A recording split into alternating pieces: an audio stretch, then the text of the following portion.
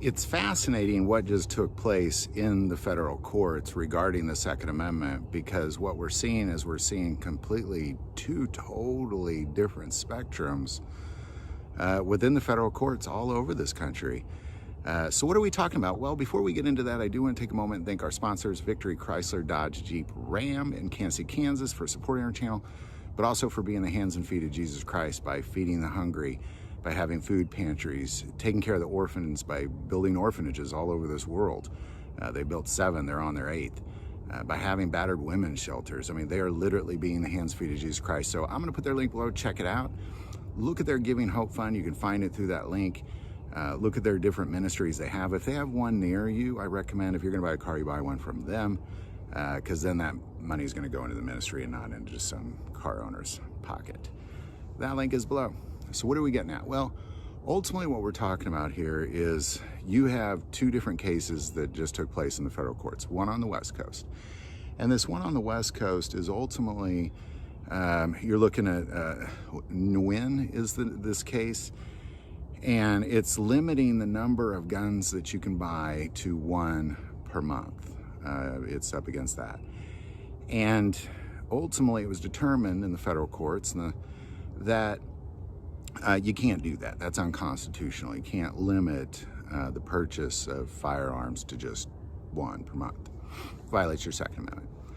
Well, then beyond that, here on the East Coast, you have this Ocean City tactical case that's limiting the number of, in Rhode Island, that's limiting the number of rounds to a magazine to 10, and a federal court says, well, you can do that. So on one side, you say, well, you can't limit firearms to people. And on the other side, you're saying, well, you can limit ammo for some reason.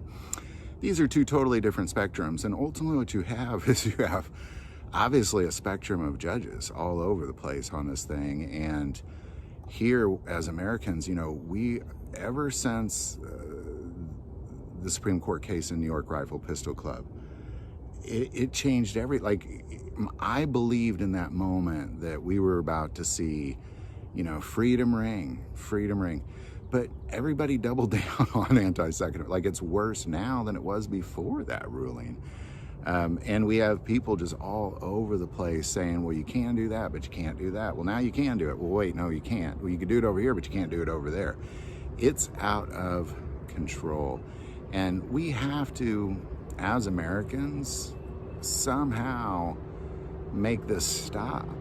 And you know, we do it through elections, we do it through lawsuits and court cases, but that's just darn unfortunate that it's even like that. It really kind of needs, I believe the Supreme Court needs to take up several cases in an aggressive fashion, so to say.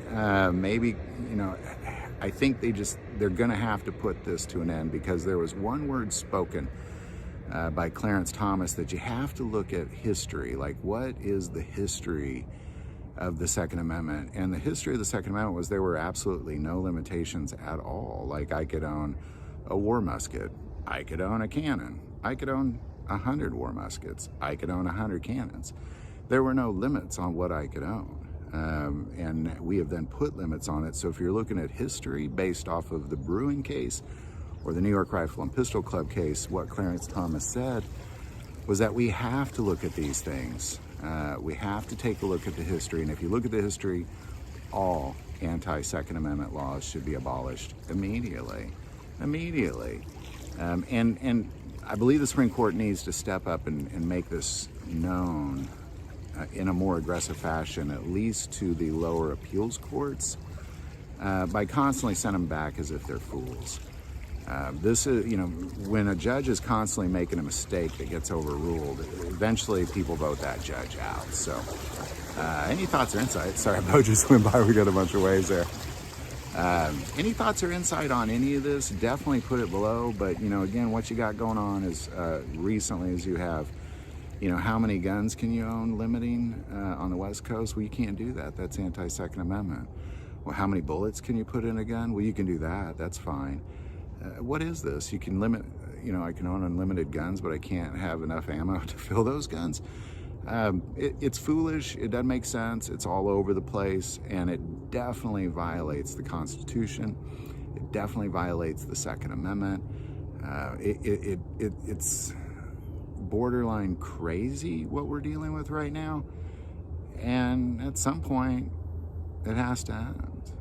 It has to end because, again, it's just a doubling down effort. That's all we got going on right now. We just got a doubling down anti-Second Amendment effort. Ever since the Supreme Court said everybody had the right to carry, suddenly that's very limited, a lot more than it was before they said we had the right to carry.